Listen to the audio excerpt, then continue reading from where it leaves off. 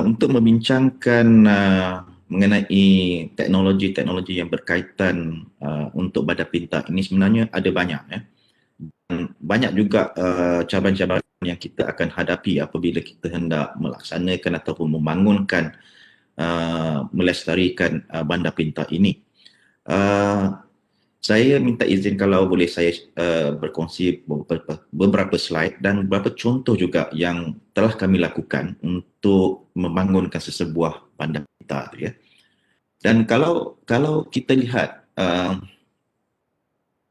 smart city-nya teknologi ni dia lebih berkisar kepada dalam banyak-banyak smart elemen tadi, kita perlu fikirkan bahawa di tengah-tengah keseluruhan komponen smart city ini dia memerlukan atau kita perlu melihat pada citizen itu sendiri ya, pengguna orang ramai itu sendiri. Jadi bila kita memberi suatu perkhidmatan itu dia mesti berkisar kepada penduduk di tempat itu sebab penduduk itu akan membangunkan kelestarian dan membangunkan ekonomi sesebuah bandar.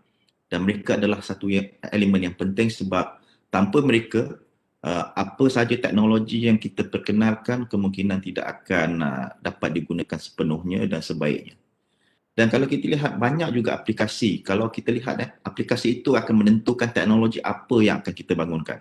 Sama ada yang kita selalu dengar ialah teknologi untuk melihat smart parking katakan, tempat cari parking yang lebih sesuai, dan kita tengok bahawa congestion, kita punya trafik, kesesakan trafik lalu lintas, kita lihat kita punya keadaan cuaca, kualiti udara kita, tetapi dilihat dalam seluruh dunia ni lebih banyak daripada itu yang boleh kita bangunkan sebenarnya. Sebagai contoh, mereka boleh melihat sebagai untuk kesihatan, untuk structuralnya health, maknanya infrastruktur kita, sama ada infrastruktur kita tu telah dipantau dengan cara yang baik. Ada juga yang bangunkan melihat seperti elektromagnetiknya level, kesan elektromagnetik itu sendiri di dalam kawasan bandar. Di sekitar bandar ni banyak juga kita bangunkan tower-tower yang mempunyai EMC dan kemungkinan penduduk juga agak bimbang bila dapat tiang telekomunikasi di dekat-dekat kawasan penginapan mereka. Dan ada juga yang melihat radiation level, ada kawasan-kawasan tertentu sekiranya pembangunan itu ada apa kata orang tu, stesen-stesen yang nuklear dan sebagainya, mereka membuat radiation level. Water leakage, kita lihat waste management, ini adalah antara aplikasi yang kita boleh bangunkan untuk sesebuah bandar. Tetapi kita kena lihat bahawa bandar itu akan berubah mengikut peredaran zaman. Kita lihat bandar selepas berlakunya pandemik kita ni. Ramai di antara kita kemungkinan mungkin dia keluar daripada bandar, dia tak susah duduk di bandar sebab keadaan ekonomi yang tidak mengizinkan. Mungkin dia duduk lebih kepada kawasan di luar bandar. Dahulu ramai di antara kita pergi ke bandar. Dan kedudukan ataupun kepadatan sesuatu tempat di restoran, di tempat-tempat yang orang ramai makin berkurang. Jadi dalam kes-kes macam ini, ramai di antara kita mempunyai interaksi dengan manusia itu agak kurang. Jadi kita terpaksa menggunakan teknologi. Teknologi itu lebih penting dalam suasana yang sebegini bila kita memerlukan penjarakan sosial. Ini amat penting. Jadi ini akan mempercepatkan kita punya program kita untuk digitalisasikan sesebuah bandar tersebut. Ini agak baik. Ini adalah satu benda yang positif. Dalam kita lihat dalam KPKT juga ada dalam framework itu mengatakan infrastruktur digital tu adalah salah satu komponen yang amat penting. Kita memerlukan suasana juga yang memberi satu inovasi kepada kita punya pembangun-pembangun teknologi ini untuk memberi aplikasi yang lebih baik. Dan konsep kita kata sharing of data itu penting. Walaupun infrastruktur itu penting, tapi data itu adalah lebih penting sebab tanpa data kita agak kurang kita untuk memberi apa kata orang tu insight, apa yang kita boleh lakukan ataupun satu keputusan yang lebih mantap. Tanpa data susah kita hendak membuat keputusan yang lebih tepat. Dan kalau kita lihat untuk membangunkan sesebuah bandar Bistari ini atau bandar pintar ini, Dia ada 3 konsep. Sama ada kita hendak menuju kepada satu bandar yang dikatakan ROI, Return on Investment yang driven. Dia lebih pada operasi sesebuah bandar tersebut, supaya operasinya lebih efisien dan sebagainya, ataupun ekonomi itu akan bertambah. Ataupun kita lihat bandar tu lebih kepada kehijauan, carbon driven, maknanya kita nak mengurangkan kesan-kesan karbon. Dan kalau kita lihat ada yang jenis bandar tu dikatakan vanity driven, dia lebih maju kepada aplikasi yang lebih canggih. Kita lihat tiang apa tu traffic light tu boleh bercakap dengan kita, berhenti sedahulu sebelum dan ataupun kita punya bus stop tu sendiri mempunyai banyak kemudahan yang digunakan, ada wifi dan sebagainya. Ini adalah bila mereka telah maju, mereka akan sampai kepada vanity driven. Dan tapi kebanyakan bandar-bandar yang baru ataupun bandar-bandar yang bandar yang lama sebenarnya dia lebih kepada ROI driven, untuk memudahkan, bagi kemudahan kepada orang-orang yang duduk di bandar. Jadi macam mana kita nak menggunakan? Kalau kita menggunakan teknologi ini, macam mana perjalanan kita?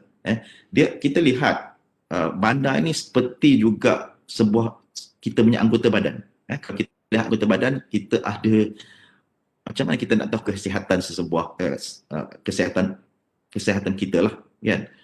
Sama ada kita punya saluran darah itu lebih menghantar oksigen kepada otak kita, kita lebih minda kita lebih kata orang lebih clear lagi ataupun lebih bijak lagi, sebab tanpa oksigen perjalanan kita punya badan kita akan lebih sakit lah.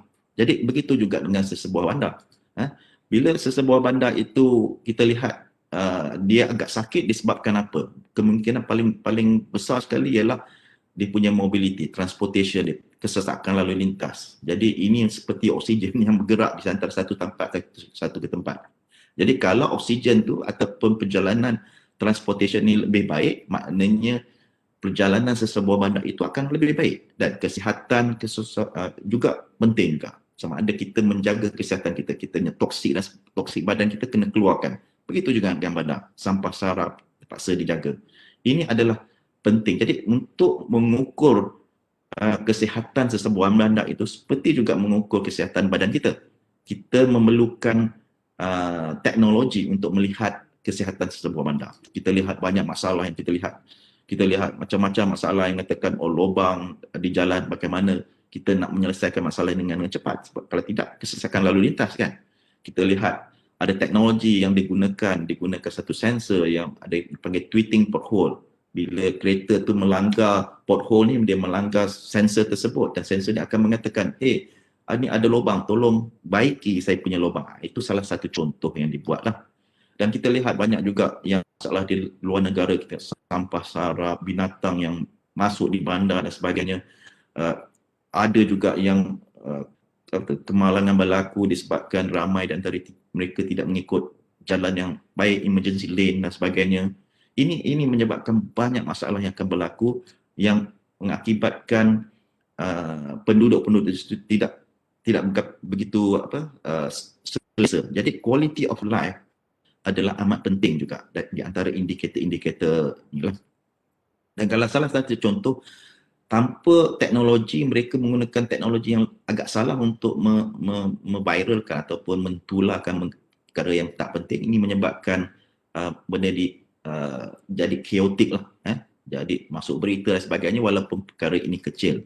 Jadi kita menggunakan teknologi bagi mereka sebagai contoh, menggunakan aplikasi mobile untuk membuat satu komplain sebagainya. Jadi dengan itu, mata mereka boleh nampak masalah, tapi bila komplain itu dia akan geotag, maknanya dia akan bagi lokasi tersebut, dan dia boleh menjadi salah satu sensor manusia ini sebagai sensor. Sebab tak boleh semua sensor ni kita boleh letak dalam satu bandar, mungkin kosnya tinggi. Jadi mungkin sensor tu boleh diletakkan, boleh kita menggunakan manusia sebagai sensor, mata mereka tu sebagai sensor. Jadi aplikasi ini kita panggil crowd sensing. Kita menggunakan orang ramai untuk mengenal pasti masalahnya, menghantar report, dan report yang akan hantar kepada pihak yang berkenaan, mereka akan menyelesaikan masalah ini. Jadi data-data yang kita simpan tu kita tahu berapa cepat sesebuah badan itu respon kepada satu-satu masalah, menyelesaikan satu-satu masalah. Sebagai contoh macam kami buat fiber science, dia gunakan aplikasi mobile saja. Ambil gambar, select kategori, hantar report tu. Dia automatically dia akan hantar ke sistem ni di belakang ni, back end system, dia akan createkan trouble ticket ni dan dia hantar trouble ticket ni kepada field force. Maknanya orang yang bekerja tu dia akan pergi ke sana, menyelesaikan masalah, close the case, ambil gambar buktinya dan hantar balik. Jadi bila dalam kes ini kita akan dapat insights dia. Di mana masalah yang berlaku, berapa kerap itu berlaku, apa masalah yang tertinggi dan sebagainya. Jadi dalam kes ini dia boleh membuat keputusan bahawa apakah aplikasi IoT yang lebih sesuai untuk menyelesaikan masalah ini. Mungkin kalau dia kata traffic light itu masalah, kita buat sensor dekat traffic light. Kalau parking itu masalah, kita buat sensor untuk parking untuk menyelesaikan masalah orang ramai. Ya.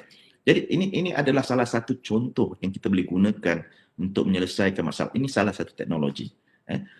Dan kita juga kalau kita lihat teknologi itu penting untuk kita kumpulkan data tu, sebab data ini penting untuk kita buat keputusan yang lebih tepat dan jitulah. Ya. Jadi dengan data ni datang dari mana? Ialah data mungkin datang daripada phone atau data pun datang daripada sensor tu sendiri. Banyak data. Jadi kalau kita perlu, kita kena ambil data ni, kita buat analisis. Jadi menggunakan teknologi IoT ni ada 4 komponen. Kita kena letak sensor, kita kena bekerjasama dengan telco, kita mesti ada kerjasama dengan platform provider yang akan ambilkan data tersebut dan kita bekerjasama dengan yang membuat aplikasi itu sendiri. Ya. Dengan itu, data-data yang datang daripada berbagai-bagai sektor, berbagai-bagai tempat, sumbernya, dia boleh kita katakan blend. Maknanya kita buat aplikasi yang lain. Kita ambil data daripada rumah, daripada sampah, daripada kesihatan, pula aplikasi yang lain. Jadi ini yang menyebabkan kita rasa platform macam IoT ni, kita panggil Smart City IoT platform, penting. Daripada sensor, kita hantar kepada internet dan kita hantar ke platform dan kita dapat dashboard. Dengan dashboard tu kita akan dapat lebih banyak, apa kata orang tu, kita boleh dapat banyak lagi maklumat. Ya. So ini salah satu contoh yang kami tawarkan lah, ya, kalau siapa yang berminat. Jadi kalau kita lihat data itu penting, tapi data setakat simbol, nombor dan saja tak penting. Dia kena naikkan, jadikan sebagai maklumat. Boleh menjawab persoalan siapa, di mana dan sebagainya. Tapi kalau data itu boleh dia menjawab persoalan bagaimana, dia menjadi knowledge. Kalau dia boleh menjawab persoalan kenapa, dia menjadi understanding. Jadi bila kita data itu kita naikkan ke atas, dia punya value chain tu dia lagi bermakna dan